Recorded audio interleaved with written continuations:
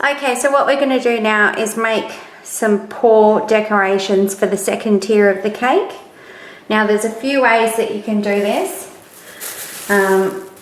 I'll show you one of them and talk you through the other two, and then you can make up your own mind. What we're going to need is some white icing that's been pre-made and some black icing.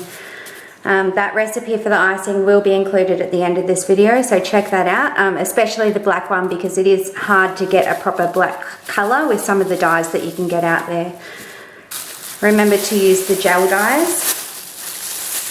The liquid dyes will change the consistency of your fondant and make it really hard to work with. You'll end up basically with a sticky mess. So what we're going to do is just take a little bit of white fondant, and that's going to work for the outline. Now you're going to want these to be as stiff as possible, so I'll just go and get this powder, and it's called Tylose powder.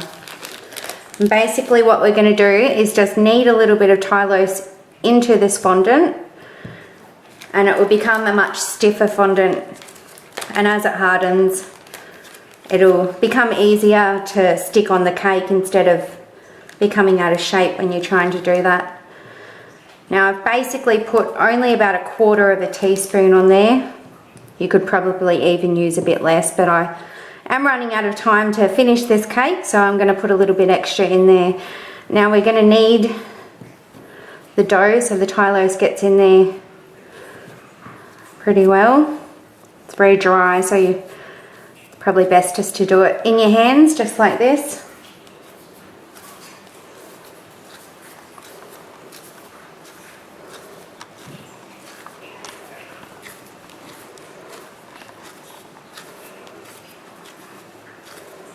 Okay, and I can feel that all that Tylose is mixed through there.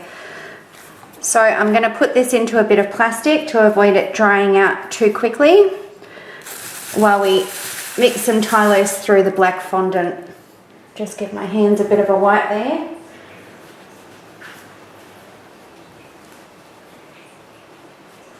Now when you're working with the black fondant, you might notice that my hands are slightly stained.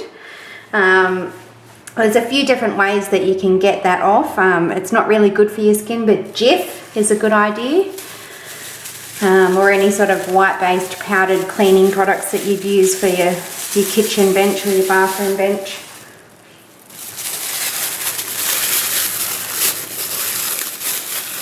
Alright, so we've got the black.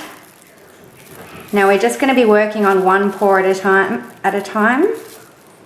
As you can see, that's still a little bit sticky, even with the gel fondant.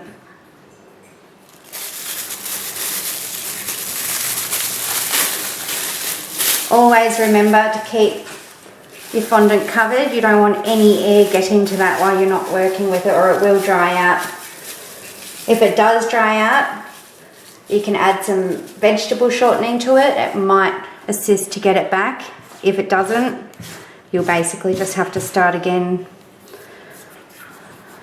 So, sprinkle a bit of Tylose on this.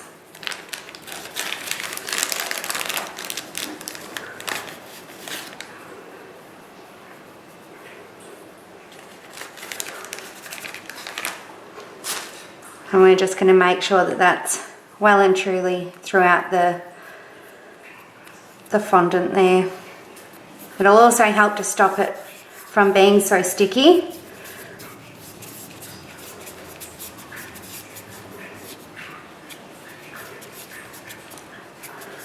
And it dissolves in there quite easily, as you can see. Alright. I'll pop that back under some plastic. And we'll wipe our hands again. You might get some of that black dye transfer onto your hands, and you certainly don't want that on the white fondant.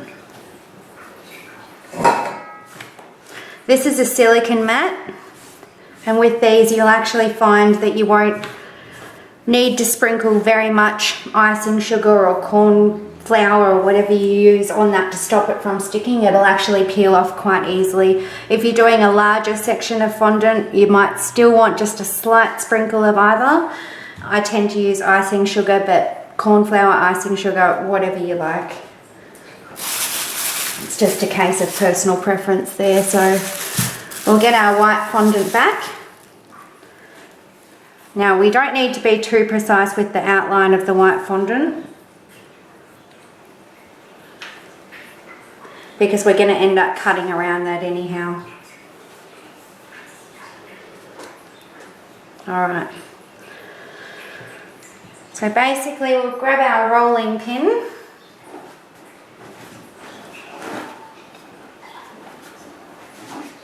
Depending on the consistency of your fondant, you can sprinkle a little bit of icing sugar or corn flour onto the rolling pin, but basically just test to see how it is at the start.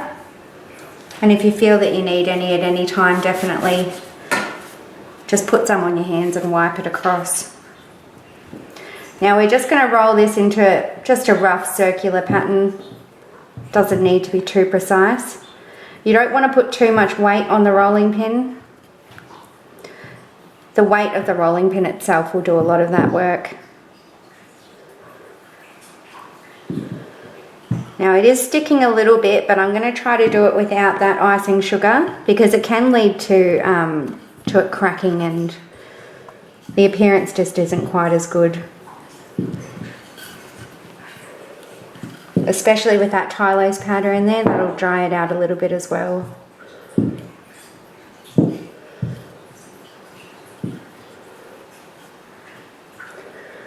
Alright, so we're just going to be using this inside area for the paw. If you do want to make it a little bit more perfect, what you can do is just put a really little amount of vegetable shortening on your fingers and just smooth it out, and that'll actually give it a bit of a smoother appearance. We'll grab our black.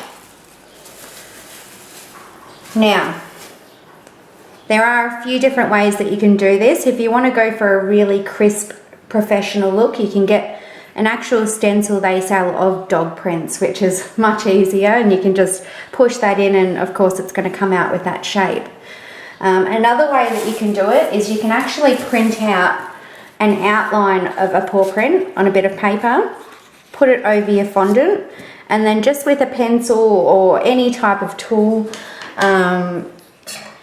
like this one here, it's a fondant tool, you can actually push in and create the indent so you know where you're cutting. I'm just going to go freehand on this one and see how it turns out. Now, we're only going to want a tiny little ball for the actual toe prints, but we want to make sure that they're relatively even. So we'll get 3 of those.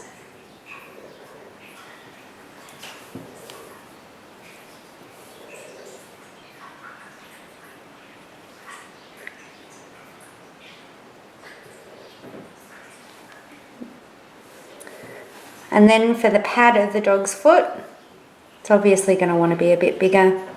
Not too big though, because we don't want the print to be too thick. So about that ratio looks good to me. Obviously we'll be flattening those down. So I'll just give my hands a bit of a wipe.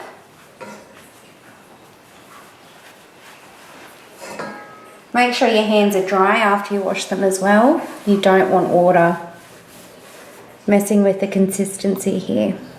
So it's just very rough. As I said, you can do it the other ways and it's going to give a more professional finish. But for this one, I'm just going to do it freehand and I think it'll turn out okay. Now basically what you're going to do is put the toe prints on and you're just pressing, kind of joining the white and the black fondant together and kind of smudging it in. You can use one of these tools and kind of press it in that way, but I do prefer to use my fingers because it gives me a lot more control over what I'm doing. Each toe print you want roughly the same size. If you want to get it perfect, definitely go and get one of those stencils or print it out and trace the outline yourself. And we're just pushing in very gently and maneuvering the fondant to the desired shape. You want to make sure that both of the fondants kind of become one, that you don't just have black sitting on the white, but it's actually incorporated into the white underneath. We're going to take the next bit of fondant for the pad of the puppy's foot. Make sort of like a tear-shaped shape of fondant there, and flatten that down between your fingers.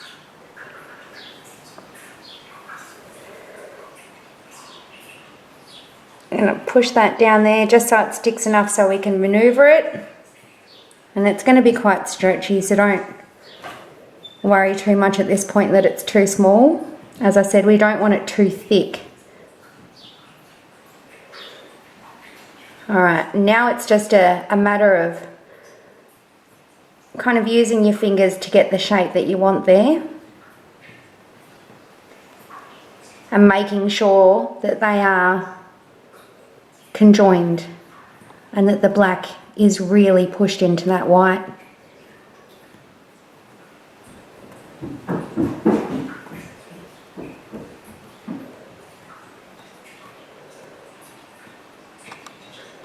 Make sure you work with one at a time. I'm probably going to end up using about 12 of these for the second tier of the cake. Alright, so that's a pretty good shape paw print, I think, freehand. What we're going to do now is actually get a knife and cut around the outline of that paw print and get rid of this excess here. With the excess here, I've done this quick enough that we can actually roll that back up to do the next paw print. Alright, so we'll get this done. I've just got another one of the fondant tools, just a little knife there. These are really good. With a lot of the other knives, just normal kitchen knives, you'll find that they're too thick or that the fondant sticks to them and it's not very nice to work with. Now, we're just going to get maybe about a 2mm outline around this whole paw.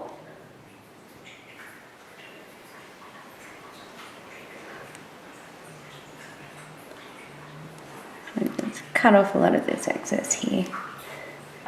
Any excess fondant that you have, always get rid of that and it'll avoid the extra weight tearing as you're cutting around.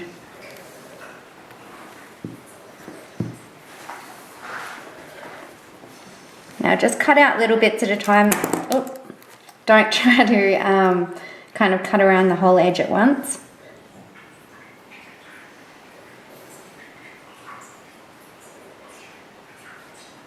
Use your knife to get rid of the bits.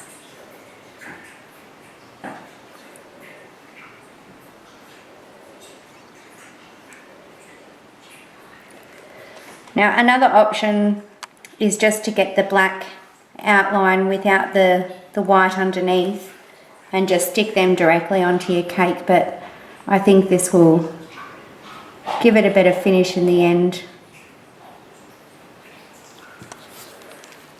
So you can see with this silicone mat that the fondant isn't sticking at all, it's just coming straight apart.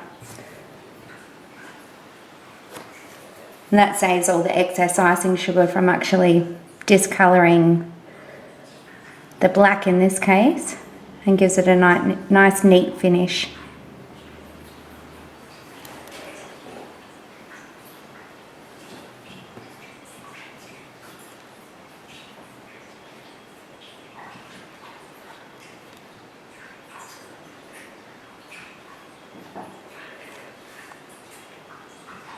Now if you make these in advance, make sure that you store them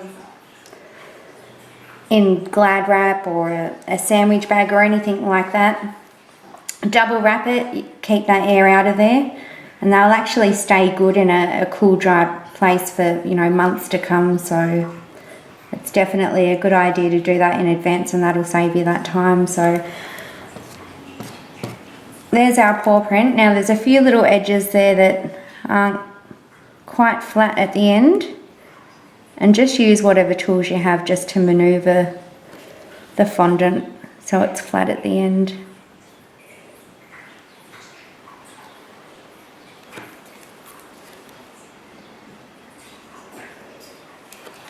And there you go, there's our paw print. We've got about 11 more to do, so I'll move on with those and show you how to stick them onto the cake. Okay, so as you can see, I've put a couple of the walls on and just tested the M&Ms to make sure that they fit in there okay, which they have. Now with the M&Ms, basically what I've done is bought 3 packs of the bigger ones with the nuts inside and separated the blue, red and yellow out for the Paw Patrol theme colours.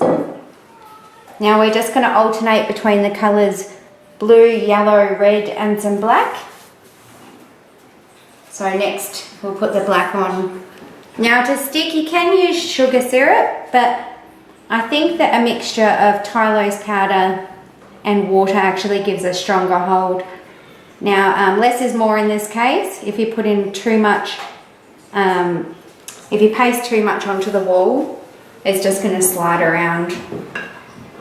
So you just want a very little amount on your pastry brush. I created the walls earlier from fondant, Tylose powder added just to give it that stiffer feel so it doesn't bend down there at the top where it's not actually connected to the cake. As you can see, the fondant on the bottom layer is far from perfect, but it doesn't matter because you're going to be covering it with this wall and filling the top with the M&Ms, so don't worry too much about that at all. The only reason I've basically put it there is to give it a little bit more support from the other cake layers. So I'm just going to brush some of the Tylose mixture onto the back of this wall. I just cut these walls with one of those fondant tools, but of course you can use a stencil if you'd like to make it that little bit more perfect. What we're going to do is just hold it up next to the last wall and just to apply a little bit of pressure. It's just like a glue, and there's a little bit of a gap between there, so what I'm going to try to do is just maneuver that so it closes the gap there, which it's done perfectly. Now I should mention that before I've cut out these squares, what I've actually done is marked around the cake with about the size that I want and just put little slits in the fondant here just so I can measure out how big I need my squares to make sure that when we get to the other end there's not like a little tiny inch space left, and it's going to obviously give that a better look. Now that's sticking quite well. As you leave it a bit longer it's going to become a bit more firm. And then we'll just continue going around the cake with all the colours of the squares, and hopefully if my measurements are right, they'll meet up nicely at the end. Towards the end of making the cake, we'll actually put the badges on each of these squares, and that'll give it a nice personalised Paw Patrol feel.